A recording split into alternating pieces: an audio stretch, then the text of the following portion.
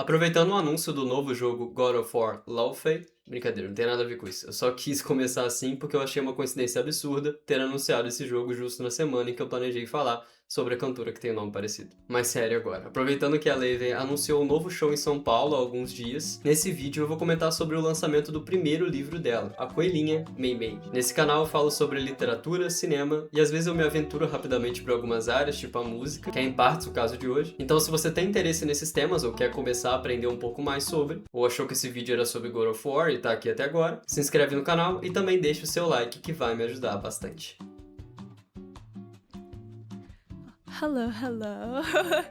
It's so cool to be here. I've been such a fan of Tiny Desk for the longest time, and I can't believe I'm in this space that so many of my idols have been in. My name is Leve, and I'm gonna be singing some of my songs for you that was from the start, from Bewitched. And yeah, I have a lovely string quartet with me today.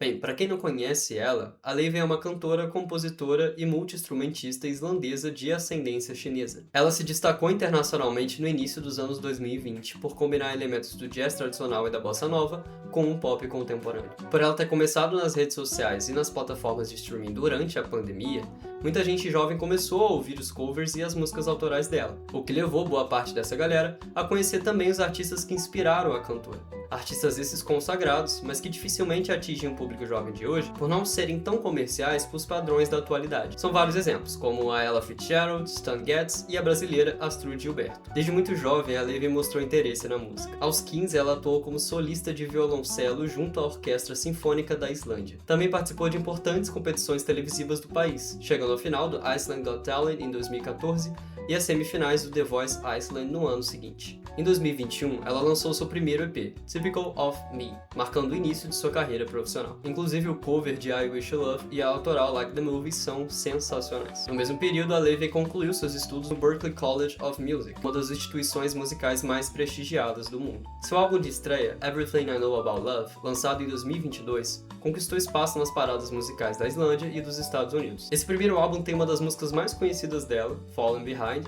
e as que eu mais gosto, que fica aqui como minha recomendação, são Valentine e What Love Will Do To You. O trabalho seguinte, Bewitched, consolidou seu reconhecimento internacional ao vencer o prêmio de melhor álbum vocal de pop tradicional no Grammy de 2024. Além disso, o single From The Start foi muito bem em mercados como Canadá, Nova Zelândia e Reino Unido. E é também não só a música que eu mais gosto dela, como também uma das minhas favoritas da vida. Eu gosto muito desse álbum, de todas as músicas dele, então eu poderia recomendar todas aqui. Mas além de From The Start, eu destaco também a primeira faixa, Dreamer, e o cover da conhecidíssima Misty. Inclusive, as faixas adicionais da versão deluxe de Bewitched são muito boas, com destaque para Bored. E no ano passado, a artista lançou seu terceiro álbum de estúdio, A Matter of Time, que serve como base para a tour que ela está fazendo atualmente. Ainda em 2026, ela vai vir para o Brasil, tanto para o Rock in Rio, quanto para um show solo em São Paulo. E já foi confirmado que o show na capital paulista fará parte da tour do álbum A Matter of Time. Em abril desse ano, a Levy anunciou seu primeiro livro, A Coelhinha Mei Mei,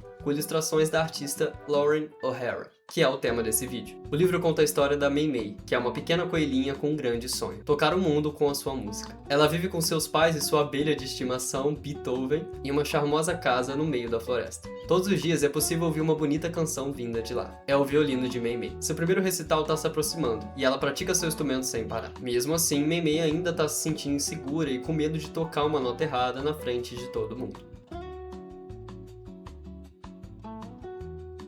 A história da Mei Mei é inspirada na história da própria cantora, e tem muita coisa no livro que chama a minha atenção. Acho que um grande problema da literatura infantil se dá quando o autor subestima não só o conhecimento prévio da criança, como também a imaginação dela. O gênero dá todo o espaço possível para o autor se reinventar dentro da própria narrativa.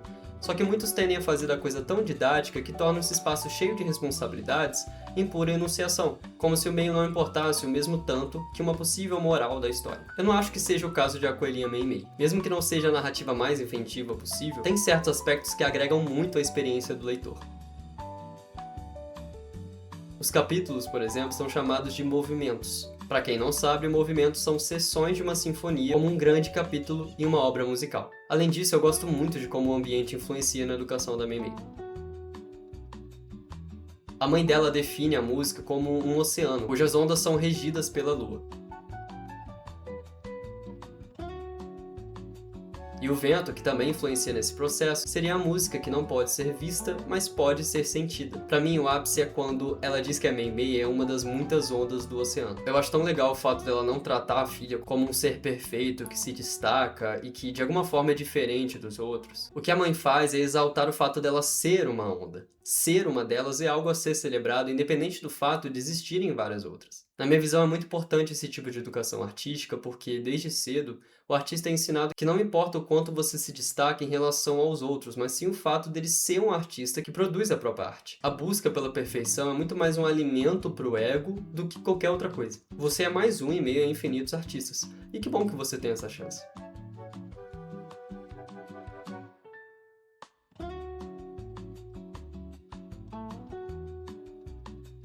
Ainda sobre educação artística, o livro não deixa de lado conceitos técnicos da música simplesmente por serem termos específicos. Por isso eu digo que o livro não subestima o leitor. Mesmo que seja um livro infantil, os termos musicais surgem naturalmente em meio à história da Mei Mei. A narrativa não tenta justificar o uso desses termos. Esse é um movimento super interessante porque os termos se justificam pelo contexto em que aparecem. A definição deles não vem de forma didática. E mesmo que a definição deles apareça no glossário do final do livro, a gente só descobre que tem um glossário depois de passar por todos esses termos. Não há nenhum tipo de sinalização em meio à narrativa que aponta para a existência desse glossário. Então a gente primeiro cria uma interpretação sobre o termo, baseado no contexto da história, e só depois a gente encontra a definição técnica dele. E ainda assim o significado é posto de forma bem ampla no glossário. Então vejam que a nossa percepção sobre os termos musicais que aparecem são muito mais moldados pelo contexto da Mei Mei do que por aquilo que aparece no glossário. Em alguns casos, como o meu, o leitor a princípio não sabe nada sobre música e sai sabendo de conceitos musicais básicos como harmonia, dissonância, acordes e muito mais. Dessa forma, a leitura que parece direcionada a músicos e ao público infantil se torna ampla o suficiente para englobar quem ainda não sabe sobre. Para crianças, então, é ainda melhor.